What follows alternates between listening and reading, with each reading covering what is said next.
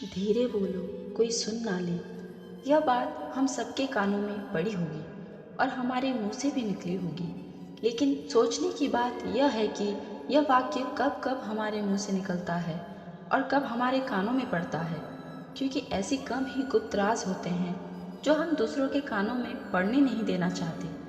अक्सर परिवार में अशांति का कारण हम स्वयं ही होते हैं। हम इस बात को देख पाएं, भले ही ना देख पाएं, पर ये असल सत्य है, क्योंकि जाने अनजाने मूर्खतावश हम खुद ही अपनी वो बातें दूसरों को बता देते हैं जो हमें कभी नहीं बतानी चाहिए।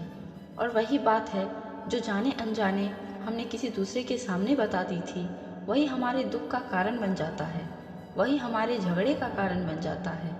और फिर बाद में हमें पछतावा होता है कि मुझे यह बात किसी को नहीं बतानी चाहिए थी। मेरी ही गलती हुई है कि मैंने जाने अनजाने यह बात सभी को बता दी। इसलिए आज की जो यह कहानी है मैं आपको सुनाने वाली हूँ, उसे सुनने के बाद आपको ऐसी 7 बातों का पता चलेगा जो आपको कभी किसी को नहीं बतानी चाहिए। ये जो 7 बातें हैं जो आपको किसी को क्यों नहीं बतानी चाहिए, इसके पीछे का भी तारक मैं आपको दूंगी। और इन 7 बातों के अलावा अगर आपको लगता है कि कोई बात ऐसी है जो मुझसे छूट गई हो या मैंने नहीं बताया, तो कमेंट में ज़रूर बताइए। इससे पहले कि इस कहानी को मैं शुरू करूं, यदि आप श्री कृष्ण के विश्वासी हैं तो इन दिव्य उपदेशों को ध्यान से सुनें। इस वीडियो को पूरा अंत तक देखें, वरना बाद में बहुत पछताना पड़ेगा। तो आइए शुरू करते हैं। इससे पहले आप कमेंट में जय श्री कृष्णा अवश्य लिख दें। एक समय की बात है, एक नगर में रिंकू नाम का एक युवक रहता था। वो युवक बहुत गरीब था, कुछ पैसा नहीं था उसके पास। 2 वक्त की दाल रोटी भी बड़ी मुश्किल से उसको नसीब होती थी। किसी काम की तलाश में दिन रात खोज करने पर भी उसे कोई काम नहीं मिल रहा था। फिर एक दिन उसने अपनी पत्नी के सामने अपनी सारी समस्या बता दी। उसने अपनी पत्नी को कहा कि मैं जिस जगह भी काम मांगने के लिए जाता हूँ तो हर कोई मुझे ये कहकर काम नहीं देता कि हमारे यहाँ काम की ज़रूरत नहीं है। मैं काम की तलाश कर करके थक चुका हूँ। मुझे समझ नहीं आता कि मैं तुम लोगों का पेट कैसे भरूँगा, अपने बच्चों को कैसे पालूंगा, और ये चिंता मुझे दिन रात खाई जा रही है।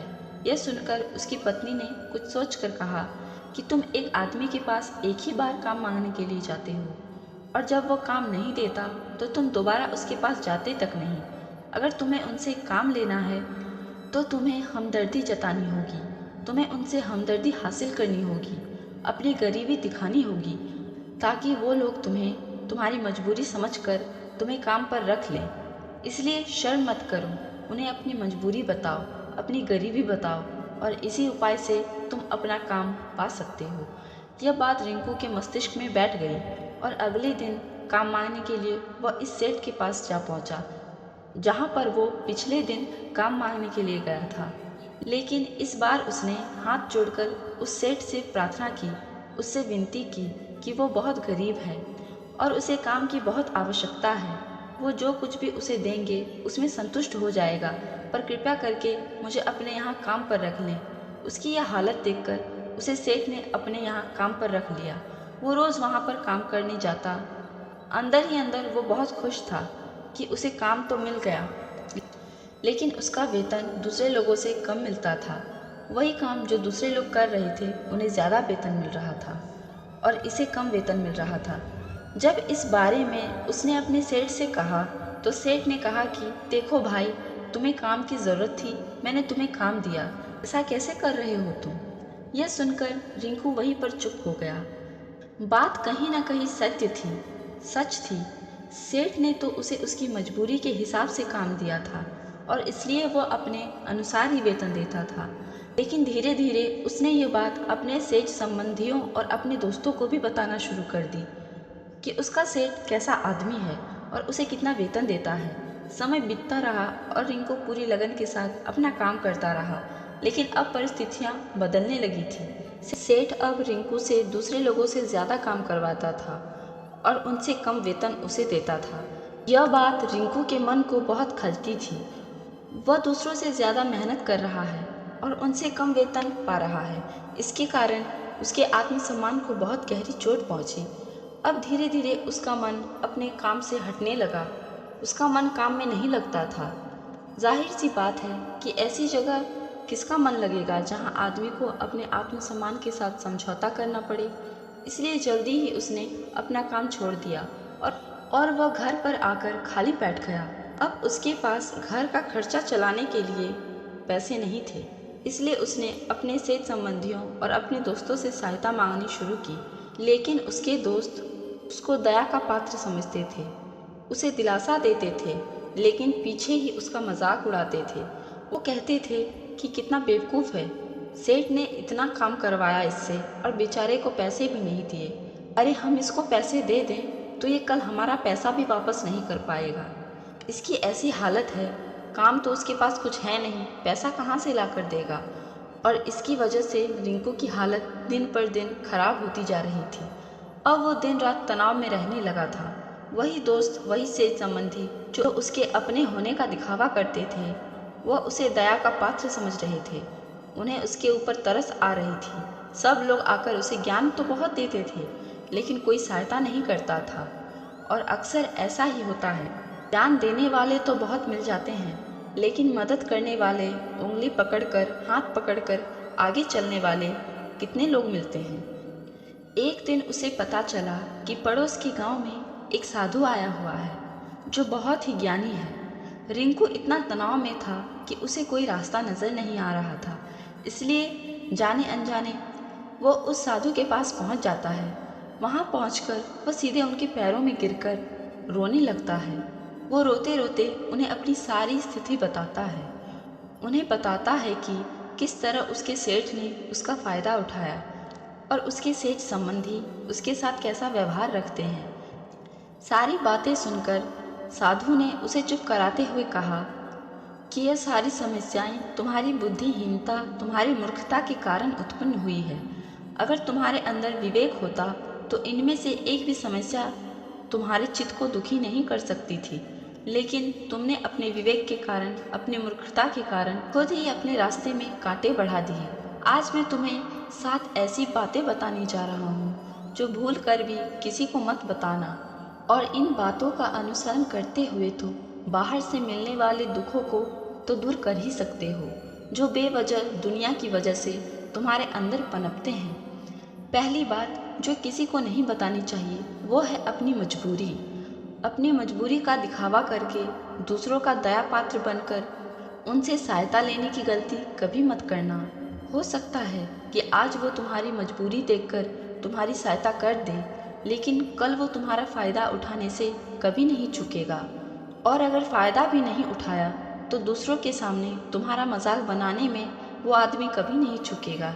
इसलिए कभी भी अपनी मजबूरी का दिखावा मत करना। अगर घर में 2 रोटी है, सूखी रोटी है, तो वही खाकर सो जाओ, लेकिन दूसरों को इसके बारे में भनक तक नहीं लगनी चाहिए।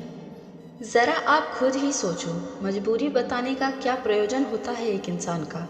या तो दूसरों से सहानुभूति हासिल करना चाहता है या उनसे कोई आर्थिक मदद चाहता है। लेकिन अगर दोनों ही परिस्थितियां आप देखें तो दूसरा आदमी आपका फ़ायदा उठाने से कभी नहीं चूकेगा, और अगर वो फ़ायदा नहीं भी उठाएगा तो अपनी नज़र में तो वो आपको मूर्ख ही समझेगा, बेवकूफ़ समझेगा, और दूसरों के सामने आपका मजाक तो ज़रूर बनाएगा। इसलिए अपनी मजबूरी के बारे में कभी किसी को मत बताना। दूसरी बात जो किसी को नहीं बतानी चाहिए वो है अपनी अतीत की गलतियाँ और भविष्य की रणनीतियाँ। ज़रा सोचो कि अगर हम अपने अतीत की गलतियाँ किसी दूसरे को बताते हैं तो वो गलतियाँ ठीक तो नहीं की जा सकती, यह जाहिर है, तो उन्हें बताने का क्या प्रयोजन है। आप अपने अंधेरे पक्ष को खुद दुनिया के सामने बता रहे हो, खुद अपनी गलतियाँ दूसरों के सामने बता रहे हो। इससे उस आदमी की नज़र में आपका एक चरित्र घटित हो जाता है और वो भविष्य में हमेशा आपको इस नज़रिया से देखेगा। किसी भी आदमी की नज़र में अपना चरित्र घटित मत होने दो, और ज़रा सोचो कि आप व्यर्थ में ही अपनी भविष्य की रणनीतियाँ दूसरों के सामने बता रहे हो। जो लोग अपने काम का हिस्सा नहीं हैं उनके सामने अपनी भविष्य की रणनीतियाँ, अपनी डींगे हाँकने का क्या फ़ायदा। वो लोग आपकी सहायता तो नहीं करेंगे, लेकिन आपकी भविष्य की रणनीतियों में बाधा ज़रूर बन सकते हैं। आप खुद अपने विवेक का इस्तेमाल करिए और सोचिए कि आपके साथ भी ऐसा हुआ है कि आपने अपनी भविष्य की रणनीति किसी को बताई हो और वो कामयाब ना हुई हो।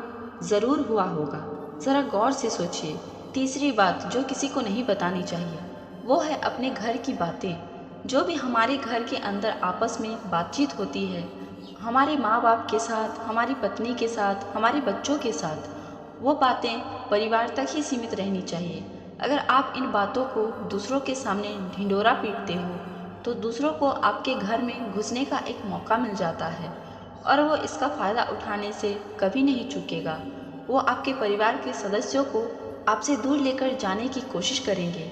अक्सर ऐसा होता है, हम समाज में देखते हैं कि हम अपने घर के झगड़ों को कम करने के लिए उन झगड़ों को अपने पड़ोसियों और दूसरे से संबंधियों को बता देते हैं, लेकिन इससे आपको सहायता कभी नहीं मिली होगी, बल्कि आपके घर की लड़ाई झगड़ा और ज़्यादा बढ़ गए होंगे।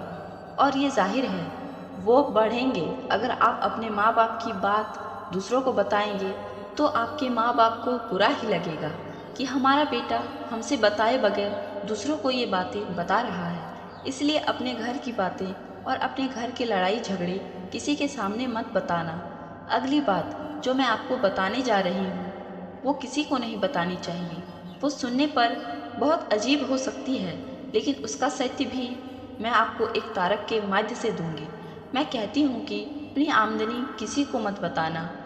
अब अपनी आमदनी ना बताने के पीछे क्या प्रयोजन हो सकता है? ज़रा सोचिए कि आप अपनी आमदनी अपने दोस्तों को बता देते हैं, तो जब आपके दोस्तों को ज़रूरत पड़ेगी तो वो सिर्फ आपको ही याद करेंगे, क्योंकि उनको पता है कि अगर आपकी आमदनी ज़्यादा अच्छी है तो आप ही उनकी मदद कर सकते हैं और इसलिए ज़्यादा लोग आपसे सहायता मांगेंगे। और जब आप उनकी सहायता नहीं करेंगे तो वो सोचेंगे कि इस आदमी के पास पैसे हैं, मेरी सहायता कर सकता है, लेकिन यह सहायता नहीं कर रहा है। और इसलिए आपकी आमदनी आप दोनों दोस्तों के बीच एक झगड़े का कारण हो सकता है। कम आमदनी होगी तो लोग मजाक उड़ाएंगे और ज़्यादा आमदनी होगी तो सहायता मांगेंगे। तो अपनी आमदनी बताने का कोई प्रयोजन नहीं है। अगली बात जो मैं आपको बताने वाली हूँ उसे गांठ बांध लेना और किसी को यह बात मत बताना। अपनी कमज़ोरी और अपनी ताकत, अक्सर इंसान को पता नहीं होता है कि उसकी कमज़ोरी या उसकी ताकत क्या है, लेकिन अगर आपको अपनी कमज़ोरी और अपनी ताकत पता है तो पहली बात तो आप बहुत ही बुद्धिमान आदमी हैं और दूसरी बात कि किसी से भी ये बातें साझा नहीं करनी है, क्योंकि अगर आपकी कमज़ोरी दूसरों को पता चल गई तो आपकी कमज़ोरी का फ़ायदा उठाएंगे और अगर आपकी ताकत का पता चल गई तो वही ताकत आपकी कमज़ोरी बन जाएगी, क्योंकि वो ताकत दूसरे आदमी को पता है और वो ताकत की कार्ड भी ढूंढ ही लेगा। अपनी कमज़ोरी और अपनी ताकत अपनी पत्नी या अपने पति को भी नहीं बतानी चाहिए, क्योंकि इसके बाद आपको अपने घर में उनसे हमेशा झुक के ही रहना पड़ेगा। अगली बात जो किसी को नहीं बतानी चाहिए वो है अपने मित्र और अपने शत्रु। आप अपने मित्रों के बारे में अगर दूसरे लोगों को बताएंगे तो वो आपके मित्रों के साथ अपनी घनिष्ठता बनाकर आपको धोखा दिवा सकते हैं, आपके गहरी मित्रों को आपसे दूर करने का प्रयास कर सकते हैं। अक्सर आम आदमी ऐसा नहीं करता, लेकिन आपके दुश्मन ऐसा करने की कोशिश कर सकते हैं। और दूसरी तरफ आपके शत्रु का भी किसी को पता नहीं लगना चाहिए, क्योंकि आज जो आपका मित्र है अगर कल वो आपका दुश्मन हो गया तो वो आपके दुश्मन के साथ ही मिलकर आपको परास्त कर सकता है, आपको धोखा दे सकता है। इसलिए अपने सबसे अच्छे दोस्तों को भी अपने दुश्मन के बारे में कभी नहीं बतानी चाहिए। अगली और आखिरी बात कहना चाहती हूँ कि जब तुम दान करते हो तो दान के बारे में भी किसी को मत बताना, नहीं तो दान करना व्यर्थ हो जाता है, बेकार हो जाता है। जब आप अपने दान का ढिंढोरा पीटते हो तो आप यह बात बता रहे हो कि मैं कितना बड़ा दानी पुरुष हूँ, और ये आपके अंदर एक अहंकार निर्मित करेगा। इसलिए दान गुप्त रूप से किया जाए उतना ही अच्छा है, उतना ही फलदायी होता है। जब आपका बायां हाथ दान कर रहा हो तो दाएं हाथ को भी ना पता चले कि बायां हाथ दान कर रहा है। जो ये 7 बातें साधुओं ने रिंकू को बताई, इनमें संसार के सभी सिद्धांत छिपे हुए हैं। इन बातों का अनुसरण करते हुए आप अपने घर में सुख शांति बना सकते हैं। और घर के झगड़े हमेशा के लिए दूर कर सकते हैं। आप इन बातों के बारे में अपने विवेक से भी सोचेंगे तो आपको ये बातें सच मालूम पड़ेगी। और हमारा कहानी सुनाने का मकसद यही है कि आपका विवेक जागृत हो। आप खुद उन बातों के बारे में सोचें जो हम आपको बता रहे हैं, और अगर हम गलत हैं तो आप कमेंट में वो बात ज़रूर बताएं कि हम गलत हैं। उम्मीद है आप सभी को ये वीडियो अच्छी लगी होगी। अगर आप श्री कृष्ण के सच्चे विश्वासी हैं, भक्त हैं, तो चैनल को सब्सक्राइब और वीडियो को लाइक करके कमेंट में जय श्री कृष्णा अवश्य लिखें। और अगर आपको किसी टॉपिक पे वीडियो चाहिए तो आप साझा कर सकते हैं, कमेंट में बता सकते हैं, तो मैं कोशिश करूँगी उस टॉपिक पे वीडियो बनाने का। जय श्री कृष्णा।